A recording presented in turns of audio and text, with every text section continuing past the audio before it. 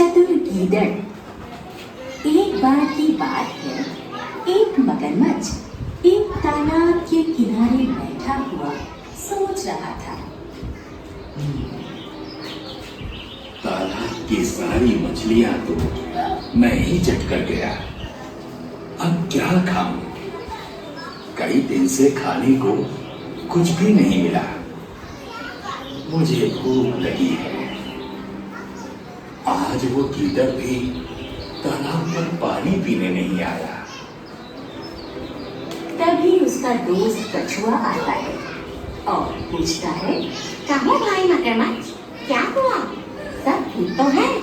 तुम इतने उदास क्यों हो? क्या बताऊं मित्र, भूख के मारे मेरे प्राण निकल रहे हैं। अरे क्यों? क्या आज खाने के लिए मछलियाँ नहीं मिली? मछलियां तो कब की समाप्त हो चुकी। सोचा था कि गीदड़ मिलता तो आज का काम चलता, पर वो ऐसा चतुर कि पकड़ने ही नहीं आता। हाँ, गीदड़ को पकड़ना तो बहुत कठिन है। मित्र, कोई ऐसा उपाय करो कि वो पकड़ में आ जाए। उसे खाकर आज मैं अपनी भूख मिटा लूंगा। मैं तुम्हारा बहुत उपकार मानूंगा। अच्छा, तुम कहते हो तो चला जाता हूँ। किसी तरह गीदड़ को इधर लाने की कोशिश करता हूँ, लेकिन पहले तुम एक काम करो।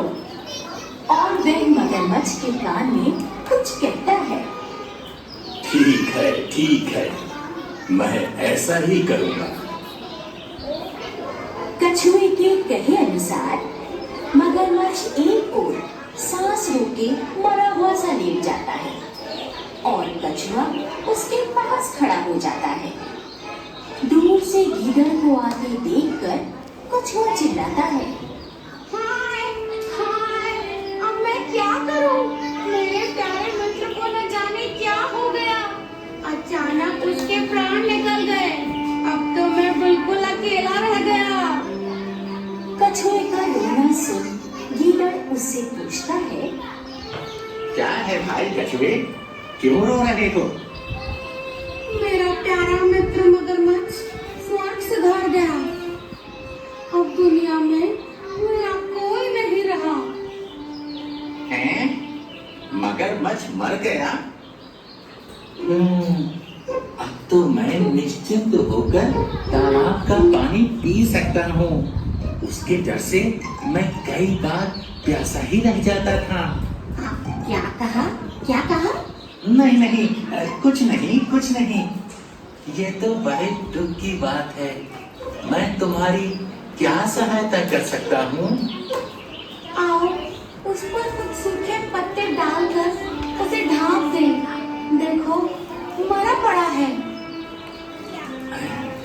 अरे, ये तो बिल्कुल शांत है। नहीं, ये तो सांस ले रहा है। भाई कछुए, क्या ये सचमुच मर गया है?